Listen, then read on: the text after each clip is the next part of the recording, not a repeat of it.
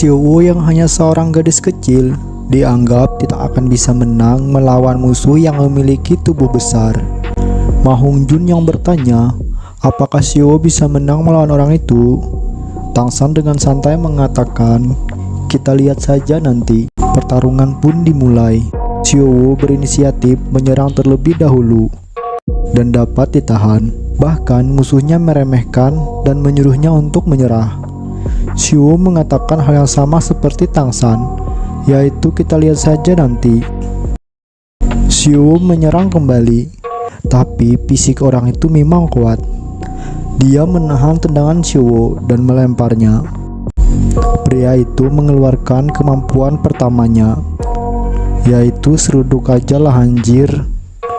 Dengan mudah, Xiao dapat menghindar dan mengaktifkan kemampuan pertama, sama seperti saat dia melawan Ma Hongjun. Tang San langsung tahu jika pertarungan sudah berakhir. Musuh terus ditendang Xiao ke atas dan ke bawah, ke sana kemari, mencari alamat, dan pria besar itu pun KO. Penonton sampai bersorak, bahkan tidak percaya. Tang San mengatakan jika Xiao memang tidak cocok ketika melawan musuh yang memiliki kekuatan fisik yang besar jika dengan level yang lebih tinggi. Namun jika level mereka sama, maka itu bukan masalah untuknya. Pertarungan berikutnya, Tang San melawan Jujuking. Mobile meminta Tang San supaya menahan kekuatannya. Mereka sudah berada di arena. Di sini Jujuking meminta agar Tang San untuk serius karena dia ingin mengetahui perbedaan kekuatan mereka. Tang San langsung menyerang menggunakan rumput biru peraknya. Jujuking dengan kelincahan dan kecepatannya bisa menghindar dengan mudah. Sambil mendekat Tang San untuk bertarung jarak dekat, namun Tang San mengaktifkan mata ungu dan bisa menghindari semua serangan yang datang. Tang San membuat sebuah penghalang dari rumput biru perak untuk membatasi pergerakan Jujuking agar dapat menangkapnya lebih mudah.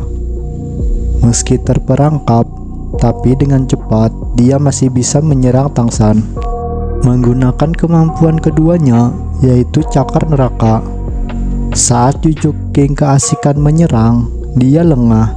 Tang San berhasil menangkap kaki dan kedua tangannya.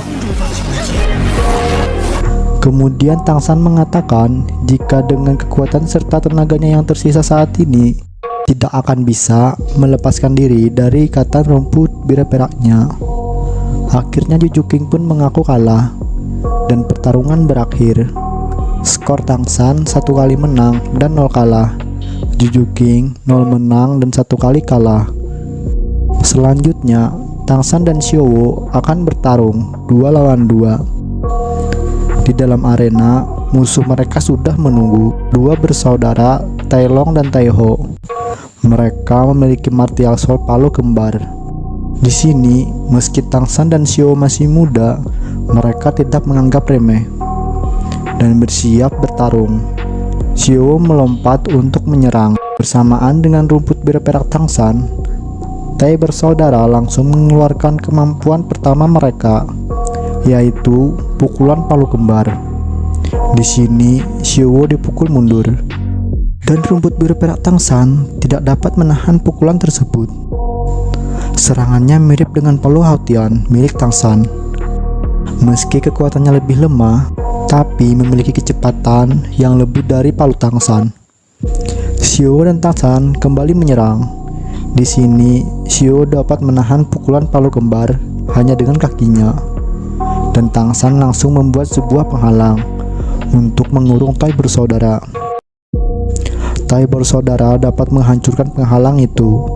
Saat akan menyerang secara langsung, Tang San mengaktifkan kemampuan keduanya, yaitu parasit. Dikatakan jika kemampuan ini didapat dari pohon hantu berusia ratusan tahun. Rumput biru perak Tang San menyebarkan biji dengan sendirinya ketika menyerang. Meski parasit di tubuh tidak banyak, selama mendapat cukup energi, maka akan tetap tumbuh, menghasilkan racun yang membuat tidak bisa bergerak Saat tertusuk, luka akan masuk semakin dalam. Di sini, Tai Long dan Tai Ho belum menyerah.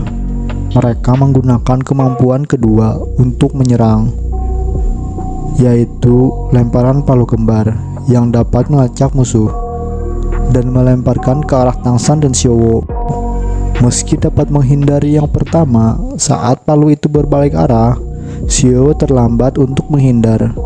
Beruntung, Tang San menahan palu itu dengan tangan gioknya, tapi dia terjatuh dan terluka.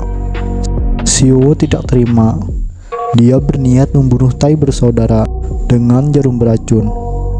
Saat hampir mengenai, Tang San menyelamatkan mereka. Meski terkena sedikit goresan, Tang San mengatakan bahwa mereka tak akan bisa melepaskan diri dari perangkap rumput biru peraknya. Ditambah lagi, setelah melakukan teknik kedua dan terkena racun, akhirnya Tai bersaudara menyerah. Mereka berterima kasih telah menyelamatkan nyawa mereka. Tang San dan Xiao menang. Saat mereka akan kembali ke Akademi Shrek, Ma Hongjun ingin berjalan-jalan terlebih dahulu dan mengajak Mubai. Tapi Mubai menolak. Ma Hongjun mengatakan hal yang membuat Juju King semakin ilfil pada Mubai karena dianggap pria mesum dan menjijikan. Mereka pun pulang masing-masing. Tang San dan Xiao berusaha menyusul.